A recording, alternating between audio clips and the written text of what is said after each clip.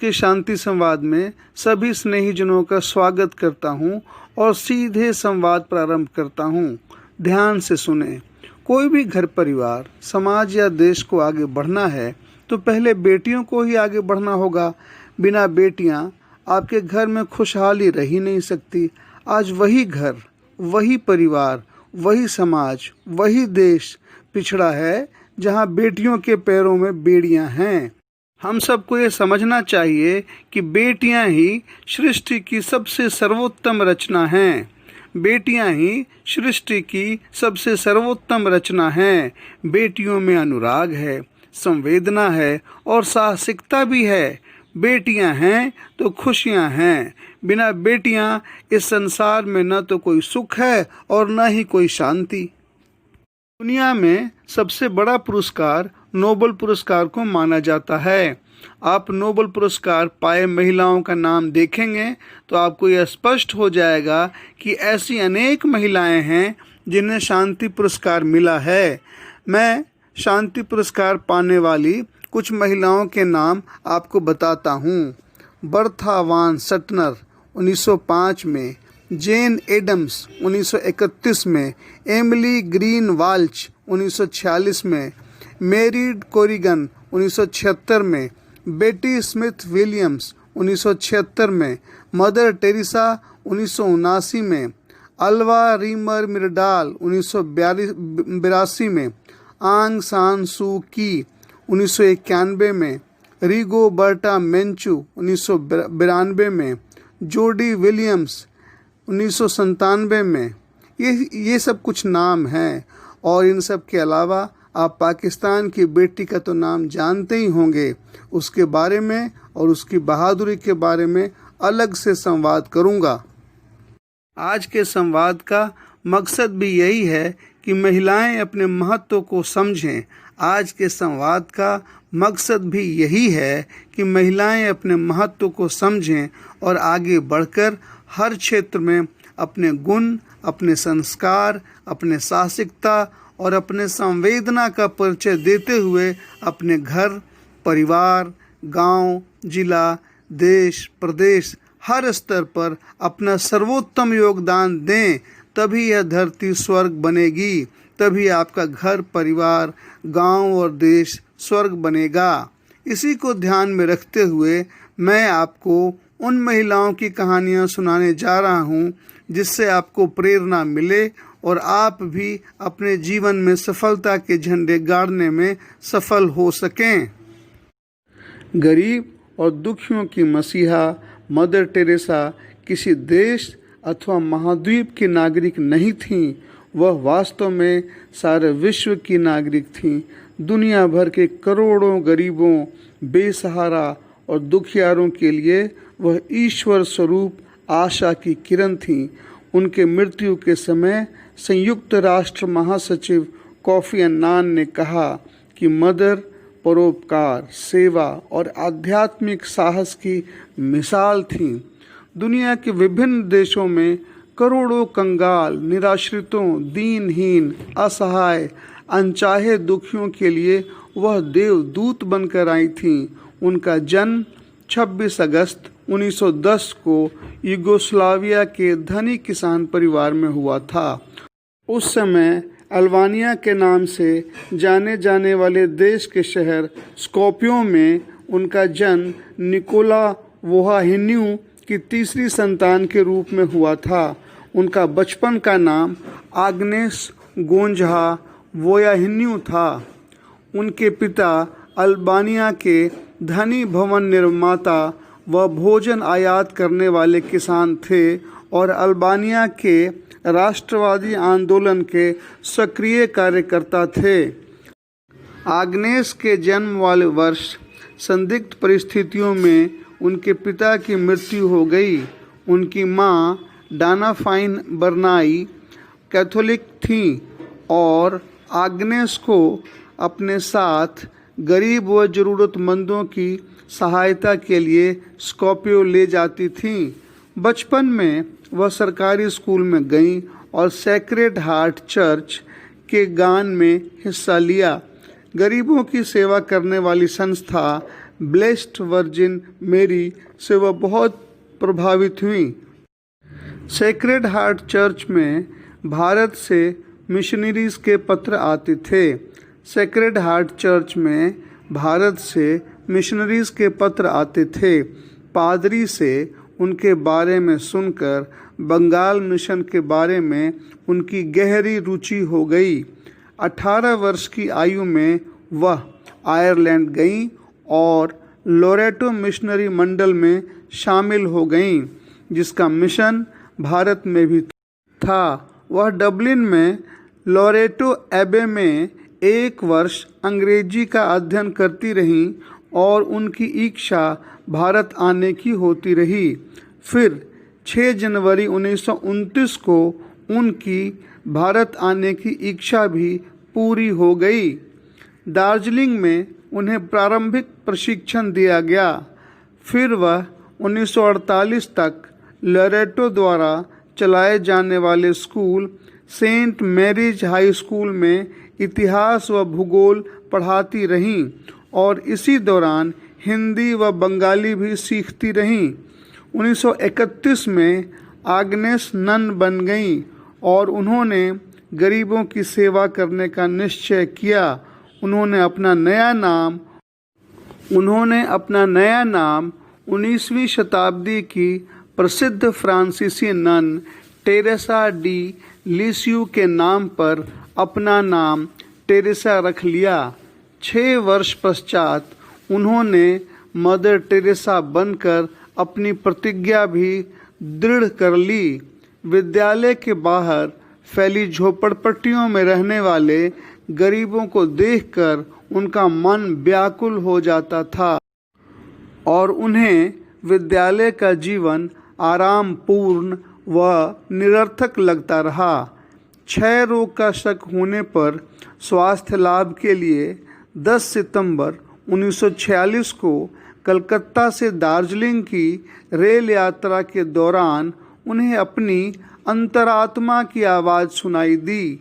उन्हें लगा कि ईश्वर ने मुझे गरीबों, असहायों व दीन दुखियों की सेवा के लिए भेजा है, अतः मुझे अपना जीवन इसी कार्य में लगाना चाहिए। उन्होंने कलकत्ता के आर्क बिशप से कॉन्वेंट छोड़ने की अनुमति मांगी। 2 वर्ष पश्चात 12 अप्रैल 1948 को कॉन्वेंट के बाहर काम करने की अनुमति मिल गई। तभी उन्होंने नीले बॉर्डर वाली सफ़ेद साड़ी पहनना प्रारंभ कर दिया, जिसका सिरा कंधे पर पिन के सहारे टिका रहता था।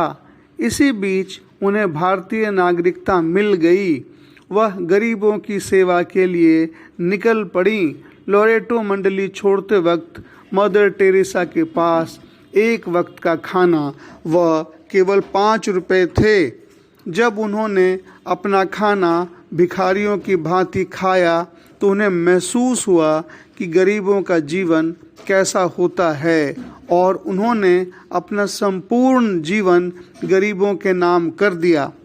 उन्होंने कूड़ेदान में छोड़े गए शिशुओं, वृद्धों, असाध्य रोगों से ग्रस्त लोगों की सेवा की और उनमें यह भावना जगाई कि वे समाज के लिए अनचाहे नहीं हैं। ईश्वर को भी वे उतने ही प्यारे हैं जितने दूसरे लोग। सन 1950 में मदर टेरेसा ने कुछ बहनों के साथ मिशनरीज ऑफ चैरिटी की स्थापना की तो उन्हें आरंभ में आर्थिक सहायता बहुत कम मिली तथा अन्य सहयोग भी नहीं मिला। 1952 में उन्होंने मरणासन्न लोगों के लिए निर्मल हृदय की स्थापना की। लोगों ने इसका काफ़ी विरोध किया, लेकिन वह डटकर अपना कार्य करती रहीं। 1953 में उन्होंने प्रथम अनाथालय की स्थापना की। 1962 में विशिष्ट सेवाओं के लिए उन्हें पद्मश्री की उपाधि से अलंकृत किया गया। 1963 में उन्होंने मिशनरीज ब्रदर्स ऑफ चैरिटी की स्थापना की। 1963 में उन्होंने मिशनरीज ब्रदर्स ऑफ चैरिटी की स्थापना की। इसके बाद भारत ही नहीं, सारी दुनिया के देशों में वह अपनी शाखाएं खोलती गईं। 1965 में वेनेजुएला, 1967 में श्रीलंका, 1968 में रोम व तंजानिया, 1986 में क्यूबा में उन्होंने अपनी शाखाएं खोली। आज एशिया, यूरोप, उत्तरी अमेरिका, दक्षिणी अमेरिका, ऑस्ट्रेलिया में उनके द्वारा स्थापित निराश्रित गृह सैकड़ों हजारों दीन दुखियों की सेवा कर रहे हैं। मदर टेरेसा ने अपने कार्य को समुद्र में एक बूंद की भांति ही बताया है, परंतु उनके कार्यों को संपूर्ण विश्व में मान्यता मिली। 1969 में उन्हें अंतर्राष्ट्रीय सद्भावना के लिए जवाहरलाल नेहरू पुरस्कार से सम्मानित किया गया। 1971 में उन्हें वेटिकन पॉप जॉन 23वां शांति पुरस्कार प्रदान किया गया। 1968 में बीबीसी पर उनकी एक भेंट वार्ता प्रसारित की गई। उस भेंट वार्ता में वह बहुत अधिक नहीं बोल पाईं, यहाँ तक कि आधे घंटे का कार्यक्रम भी पूरा करना मुश्किल हो गया। उस समय लोग उनके बारे में कम ही जानते थे, फिर भी लोग उस कार्यक्रम से इतना प्रभावित हुए कि दान के आग्रह के बिना उन्हें 19,000 पाउंड दान स्वरूप मिले। सन 1979 में मदर टेरेसा को शांति के कार्यों के लिए नोबेल पुरस्कार प्रदान किया गया। इस पुरस्कार को कुछ लोगों ने यह कहकर आलोचना की कि मदर टेरेसा कुछ ज़रूरतमंद लोगों की सहायता कर रही हैं, जबकि नोबेल पुरस्कार अंतर्राष्ट्रीय शांति कार्यों के लिए दिया जाता है। उन्हें पुरस्कार प्रदान करते हुए जॉन सेनेस ने कहा, मदर टेरेसा गरीब व धनी देशों की खाई पाटने में सफल हुई हैं। अपने संदेश द्वारा उन्होंने हर मानव के भीतर तक पहुंचने का प्रयास किया है। मदर टेरेसा ने यह पुरस्कार भूखों, नंगों, गृहविहीन, अनपेक्षित व अनाश्रित लोगों की सेवा के लिए स्वीकार किया। नोबेल पुरस्कार प्राप्त करने के पश्चात उन्हें विश्व भर में शांति विषय पर बोलने के लिए आमंत्रित किया गया। पोप जॉन पॉल द्वितीय के आग्रह पर उन्होंने 1982 में लेबनान की यात्रा की। मदर टेरेसा राजनीतिक गतिविधियों से सदैव अलग रहीं। मदर टेरेसा राजनीतिक गतिविधियों से सदैव अलग रहीं। सन 1980 में मदर टेरेसा को भारत के सर्वोच्च पुरस्कार भारत रत्न से सम्मानित किया गया। 1982 में इजराइल और फिलिस्तीनियों के बीच संघर्ष के दौरान बेरूत के एक अस्पताल में फंसे 37 बच्चों को बचाने के लिए दोनों पक्षों से गोलीबारी बंद करने की उन्होंने अपील की। उन्होंने दुनिया के किसी भी कोने में हादसा होने पर खाद्य सामग्री और दवाइयां भिजवाने की पहल की। बेरूत के गृहयुद्ध, रूस की चेरनोबिल दुर्घटना, आर्मेनिया के भूकंप, इथोपिया के अकाल के वक्त उन्होंने सदैव सहायता के लिए हाथ आगे बढ़ाए। 1983 में पोप जॉन पॉल द्वितीय से रोम में मिलने जाते समय दिल का दौरा पड़ा, फिर इलाज के बाद वह स्वस्थ हो गईं। 1983 में उन्हें अमेरिका के सर्वोच्च नागरिक पुरस्कार मेडल ऑफ फ्रीडम से सम्मानित किया गया। 1989 में उन्हें जबरदस्त दिल का दौरा पड़ा और डॉक्टरों ने उन्हें पेस मेकर लगा दिया। सन 1984 में दिल्ली के दंगों के पश्चात उन्होंने एक शांति यात्रा का नेतृत्व किया और अपने काम को नया आयाम दिया। निरंतर काम में लगे रहने के कारण मदर का स्वास्थ्य बिगड़ने लगा। 1986 में उनका मोतियाबिंद का ऑपरेशन हुआ और उनकी आंखों पर मोटा चश्मा चढ़ गया। 1990 में मिशनरीज ऑफ चैरिटी के प्रमुख पद से उन्होंने त्यागपत्र देने की घोषणा की, लेकिन संस्थान की बहनों ने उनसे उत्तराधिकारी का चुनाव लड़ने का आग्रह किया और गुप्त मतदान में वह फिर से निर्वाचित हुई और उन्होंने संन्यास लेने का इरादा छोड़ दिया। उन्होंने कहा, यदि ईश्वर की ऐसी इच्छा है तो मैं सेवा कार्य जारी रखूंगी।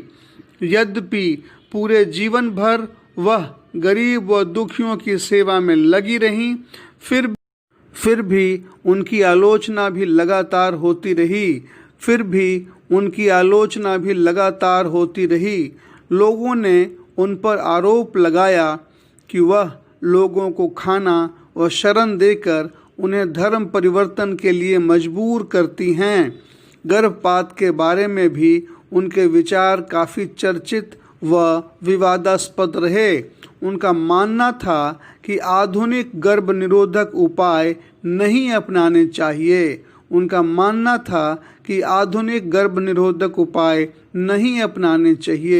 न ही गर्भपात कराना चाहिए। वह केवल प्राकृतिक उपायों में विश्वास करती थीं और कहती थीं कि आपको बच्चों की ज़रूरत नहीं है तो मुझे